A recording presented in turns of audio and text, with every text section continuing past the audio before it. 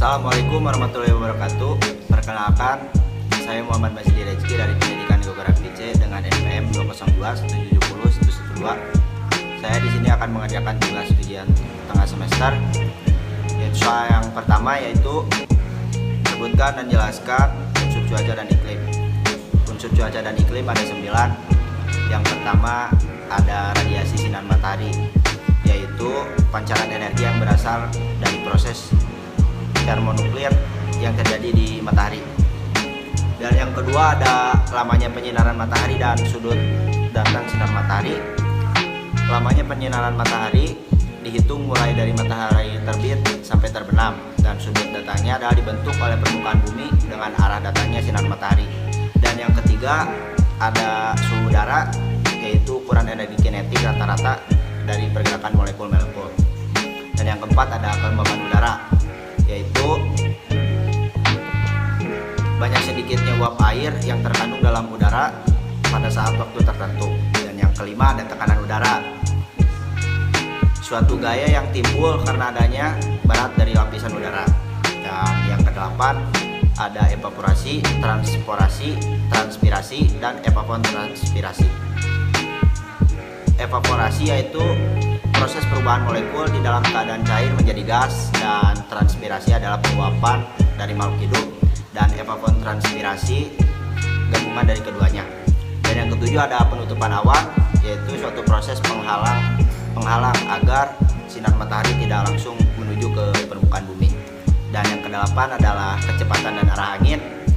Angin di sini yaitu udara yang bergerak dari daerah bertekanan tinggi menuju ke daerah yang bertekanan rendah. Dan yang terakhir adalah presipitasi, yaitu suatu kejadian jatuhnya air dalam atmosfer mengarah ke permukaan bumi, baik itu dalam bentuk hujan, kabut, salju, dan lain sebagainya. Sekian penjelasan dari nomor 1, dan saya akan lanjut ke nomor 2 nanti. Oke, lanjut yang nomor 2, yaitu sebutkan dan jelaskan alat-alat meteorologi dan klimatologi. Alat yang pertama yaitu penakar hujan observasi atau disebut juga ombrometer, yang berfungsi sebagai alat pengukur hujan dengan satuan milimeter. Cara kerja alat ini, pada saat terjadi hujan, air hujan yang jatuh akan masuk ke dalam corong penakar. Air yang masuk tersebut kemudian akan terkumpul di dalam tabung penampung. Pada jam-jam pengamatan, air hujan yang tertampung diukur dengan menggunakan gelas ukur. Apabila curah hujan yang tertampung melebihi kapasitas gelas ukur, maka pengukuran dilakukan beberapa kali hingga air hujan yang tertampung dapat terukur.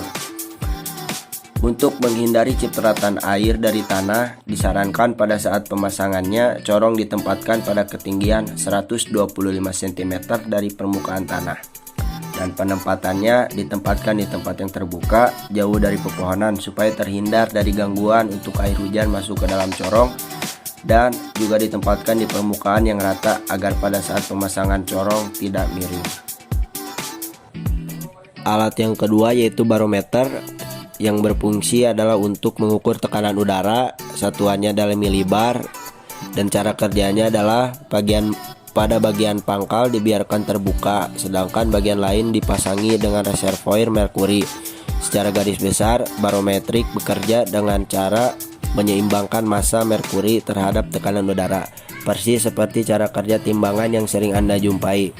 Dan cara penempatannya adalah ditempatkan pada ruangan yang bersuhu tetap.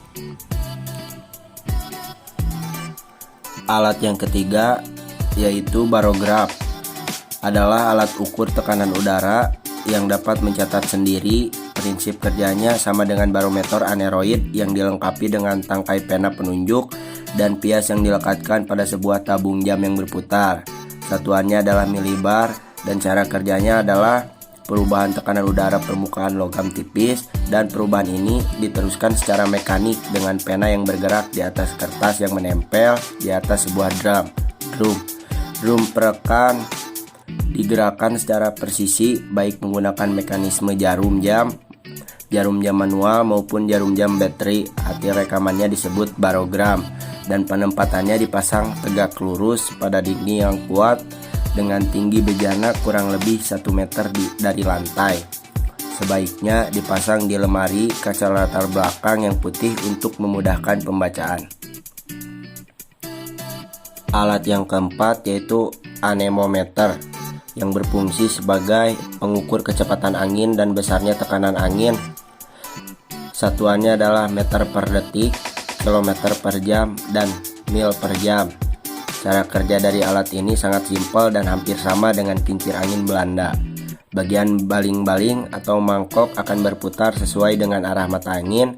Jika putaran dari baling-baling semakin besar, berarti angin sangat kencang.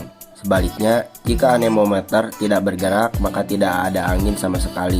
Dan penempatannya adalah jarak obstacle berupa vegetasi atau bangunan dari kaki tiang anemometer minimal 30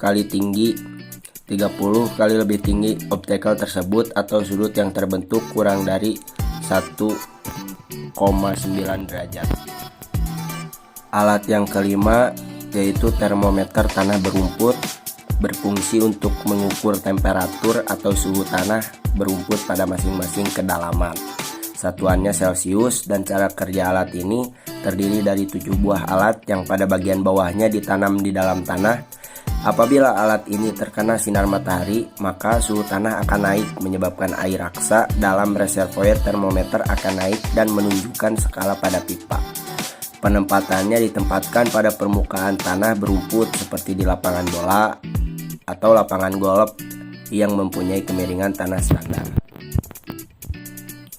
Dan yang keenam ada cup counter anemometer yang berfungsi mengukur arah dan kecepatan angin dekat permukaan dengan satuan kilometer, dan cara kerjanya adalah dengan adanya baling-baling berbentuk mangkok yang akan berputar jika ada angin. Kecepatan sudut putar mangkok terhadap sumbu vertikal dan kecepatan sudut putar baling-baling pada sumbu horizontal sebanding dengan laju angin. Dengan mengukur banyaknya baling-baling berputar melalui alat mekanik, maka dapat diketahui kecepatan anginnya.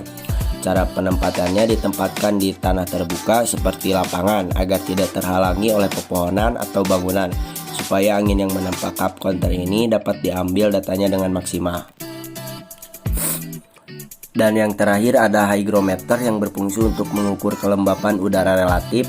Satuannya adalah Celcius. Dengan cara kerja dengan meletakkan di tempat yang alat diukur kelembabannya, kemudian tunggu dan bacalah skalanya. Skala kelembaban biasanya ditandai dengan huruf H atau kalau suhu dengan derajat Celcius. Cara penempatannya ditempatkan di dalam ruangan yang ingin diukur kelembaban udaranya. Sekian pemaparan dari saya, semoga bermanfaat bagi yang menonton. Terima kasih. Assalamualaikum warahmatullahi wabarakatuh.